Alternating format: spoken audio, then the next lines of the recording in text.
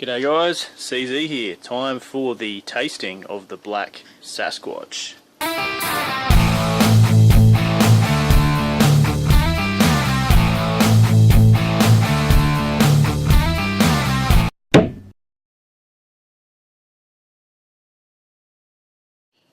you guys see that over there? Alright, I've got the picnic tap. It's not connected to my tap at the front of the brew fridge here. Just making sure you guys can see this. Here we go.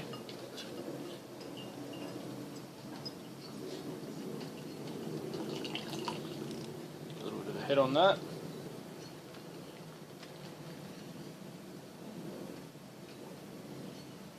Beautiful. Alright guys, so here we are, the Black Sasquatch. The head's died down a bit, but it actually does have a really nice head when you use a different glass, so maybe I should have used a different glass for this, but I just want to show you the clarity first and foremost. I don't know if you can see the LEDs through there. There you go, look at that. It's cleared up really nicely. Very nicely.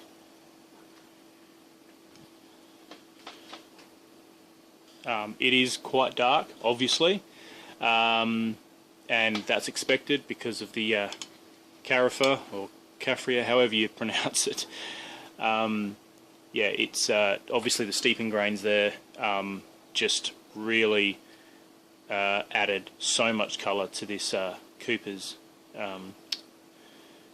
draft kit. Let's give it a smell first, and thank you to Canadian Sasquatch for being the first to comment. By the way, this is a fantastic beer. I've only had a couple of tastes so far, so it's not a blind tasting, I apologise, but let's go for it. Okay, so off the bat, what you're getting is you're getting a hint of chocolate, and you can really detect the Amarillo, okay? And that's pretty much all you're getting. It's not a really strong chocolate. It almost has a hint of carob, you know, the kind of the fake chocolate, for carob's chocolate for people who can't eat chocolate. It has a slight hint of that, but it's not overpowering. It's a really nice subtle kind of smell. Anyway, cheers, let's dive in. 17.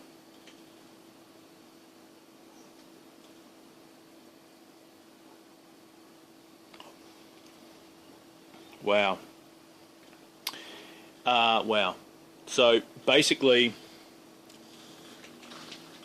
the thing I love about this beer is the Cooper's draft kit is very well known for being a it's very well known for being a very fresh tasting beer. So it's very fresh and clean. This still has those elements of a really clean sort of tasting beer, but you've got the added benefit of having this gorgeous colour, but at the same time you're experiencing a slight little bit of that roastiness. Now the roastiness for this particular grain that was steeped, the caffria or carifer special 2 was cold steeped, so there's no extra sort of astringent. It's a very nice mellowing effect when you cold steep a grain. You get the colour. You don't get any of that as sort of astringent, or should I say risk of astringent sort of flavours and you know, slight bitterness that you can get if you oversteep or if it's too hot or whatever it is from your grains. This is absolutely gorgeous. And in terms of the fuggles, which was at the 60-minute mark, it definitely has it's added to the bitterness. This is now a 65 IBU beer, so definitely in the category of a black IPA in terms of bitterness. You've got that journey straight away when you drink it. You don't necessarily taste the bitterness straight away, and then all of a sudden it lingers on the back of your tongue, so you can actually detect that bitterness quite well. The 65 IBUs is definitely there. But in terms of, the Fuggles, maybe it adds a little bit of earthiness to it, but you can't really detect it that well. There was a huge gap between the 60-minute mark and then the 30-minute mark. The 30-minute mark was Cascade, and you can detect a bit of Cascade, but really what comes out most is the Amarillo, in terms of the hops I'm talking about. Pardon me, let's go for it again. So, it's a really nice balance. We are almost in Black IPA category. That's why I almost called it a Black IPA. Okay, maybe it's more of a dark ale, but I tell you what, it's almost black. It's almost black. You can't even see that now. I think the batteries are dying out. Yeah, the batteries are dying out. Shit. You guys can see how my shadow overtakes it when I lift it up. Yeah. See? Okay, sorry, there's some roadworks in the background there. Seriously, if we used a little bit more of the specialty 2 grains in this, it would be getting very close to a black IPA. Like, I mean seriously close to an easy as black IPA. I think if we wanted to bump up the hops and did more additions and maybe did a flame out and a dry hop, this would really be punching out. The benefit of using the Cafria or Carafa Special 2 or Special 3 or Special 1, whatever it is that you can get an amazing dark colour, but it's not obtrusive. It's not actually overpowering the hops. It doesn't overpower the hops. But the Cooper's draft kit is just sensational. It really carries a gorgeous malt backbone, but it's fresh. Now, I really think this beer is fantastic. I reckon I'm going to brew it again, but I would love to brew this again with more hops and slightly more of the special 2 grains. I would increase it from maybe 150 to maybe even 200, maybe even slightly higher. And if we added in some more hops, you wouldn't even need to do a 60-minute boil. As far as I'm concerned, you could do a 15-minute boil or a 20-minute boil and just do a succession of hop additions, your favourite flavour and aroma hops. Maybe you could do a 30-minute addition to try and bump up the IBUs. I guess you could use Fuggles for that as well, but this is a fantastic beer. This is a really good beer. It was quite surprising. I knew it would taste good, guys. I mean, I knew what was going into it. It wasn't going to taste bad, but I wasn't sure what to expect in terms of how the hops would actually shine through at the end of the day.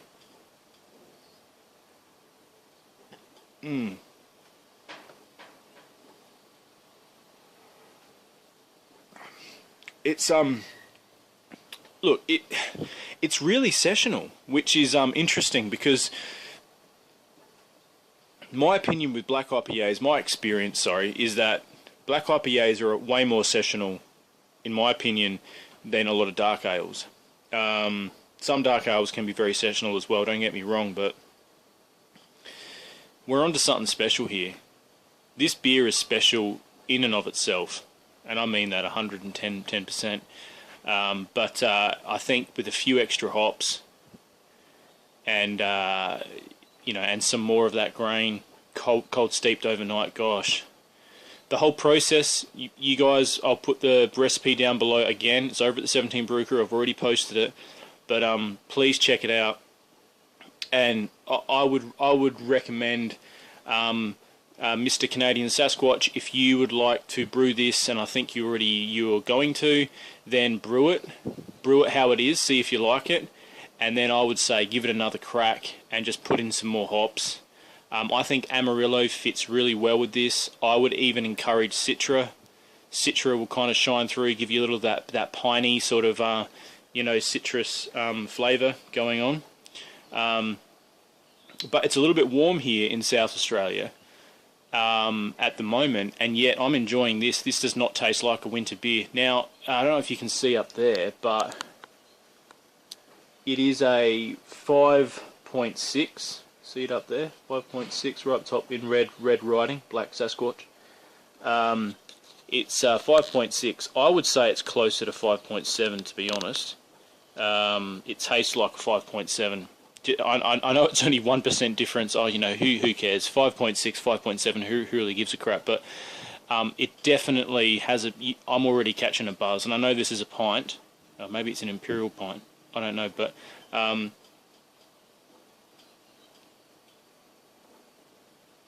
cleared really well on the keg. I didn't even keg it that long ago. You know, it's just absolutely gorgeous. Man, what more can I say? It tastes very similar to a black IPA. And everyone's idea of a black IPA, if you're a fan of black IPAs, is different because it depends on who makes it, depends on the microbrewery that produces it, depends on what your tastes are. But in my opinion, a black IPA needs to be slightly darker, but also needs to have a little bit more hop presence, just really punching out. And I think if you're going to keg, anything that you would dry hop, I wouldn't dry hop it in the fermenter. I would actually put it in one of the stainless steel little rat trap things and put it in the keg. But I would recommend more Amarillo, some Citra, and that would be pretty much it. So maybe you could do a 30-minute boil, or maybe even a 40-minute. You know, Fuggles at 40, and then, you know, maybe have some, you know, Amarillo at 30, Cascade at 15, some more Amarillo, you know, maybe at 10. Citra flame out, and then Citra dry hop, or maybe Citra and Amarillo at dry hopping in the keg.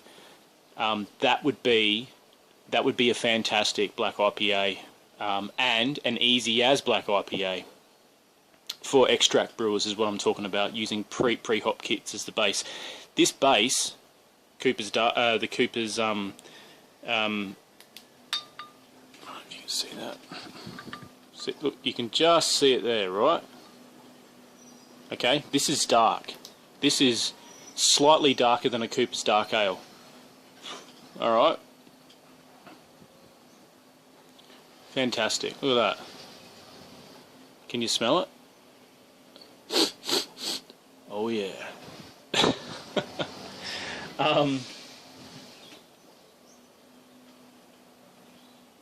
Oh man. This is just gorgeous. It is a fantastic beer, guys. Seriously, get into it. It's great. I'm a little bit tired, a little bit run down, so I might not sound as excited, but please believe me, I wouldn't lie. This is a fantastic beer, and I'm looking forward to drinking more of it. Honestly, I am. I think this needs a little bit of smoke, eh? A little bit of a smoke machine action.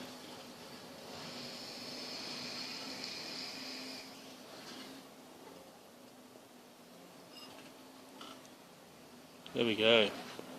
Bubble, bubble, toil and trouble. Okay. I don't know what I'm doing there.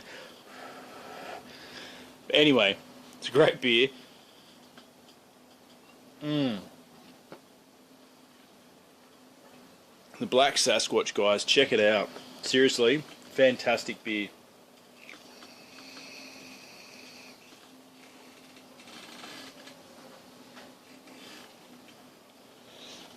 It is just gorgeous. Canadian Sasquatch, man, thank you so much for being the first to comment. I've said it before, but I'll say it again. You did a great job at making this recipe off the cuff, just throwing it together. And you know what, guys? Damn it. This was an interactive video where a mate of mine, a fellow brew tuber, just went ahead and had a crack. Okay? He had some fun and just threw something together, potentially not really knowing how it would turn out. But that's what brewing is all about, guys. Pardon me. That's what it's all about. You know, 30 years ago, there was no such thing as a modern-day American pale ale. There are constant new hybrids of beers being made. Make your own, you know. Styles are great, because if you find a style that you like and you can replicate it yourself, then awesome. But don't be afraid to experiment, because you might actually stumble upon something which is so unique that potentially has not been made before. Make brews your own. You know, you can brew. Seriously, you, guys, gals, whoever you are, you can brew. No one should tell you otherwise. This is a fantastic experiment, fantastic time to be alive, where we can actually have these amazing ingredients and have some fun. This is a fantastic beer, Canadian Sasquatch. Thank you so much again. Great beer. I feel like I should pour one again, but I think I'm already getting a little bit too long in the tooth with time. But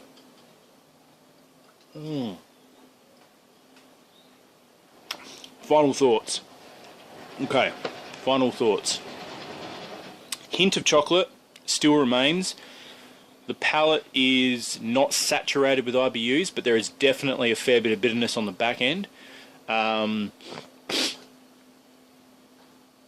Amarillo is the one hop, in my opinion, that shines through, but it shines through so well that I want to see it more present. So I think we should do this again. Maybe I should put a recipe together or something like that and see what you guys think. But at the end of the day, this is all about Canadian Sasquatch. Thank you so much, mate. You know, virtual handshake there, high five, you know, all that kind of stuff. Fist pump. You've done an amazing job. So I don't want to overshadow the actual beer itself. I'm just saying this is my personal opinion as to how it tastes. I've got a full keg left. I've only had like about 3 small glasses before I poured this one. So fantastic job, mate. Great beer. Please do try it yourself. But my personal opinion is that it definitely needs more hop presence, and it needs to be a little bit more darker. It is so close to getting in the vicinity of a traditional style black IPA, which varies depending on who brews it. Even the macro breweries, craft breweries, have their own opinion as to what a style for a black IPA is. You know, guys, create your own style. But anyway, what I'm saying is that this is a great beer, yeah, fantastic job, mate. Seriously, awesome job. Love and prayers to all of you guys. 17, check out the 17 Brew Crew. Fantastic forum. The recipe is there. I will provide the link down below. Can you see it down there? Yeah, there it is. Anyway, guys, enjoy. Please do brew it, but you don't have to brew it to a T, guys. Do your own thing. Throw some more hops in there. My recommendation, maybe a little bit more Cascade, a little bit more Amarillo, some more hop additions, Citra Flame Out, and Amarillo and Citra thrown into the keg, or dry hop if you don't have a keg set up. That's just my opinion. But seriously, great bloody beer. 17. G'day guys, please like, subscribe and share if you like, and yeah, stay easy.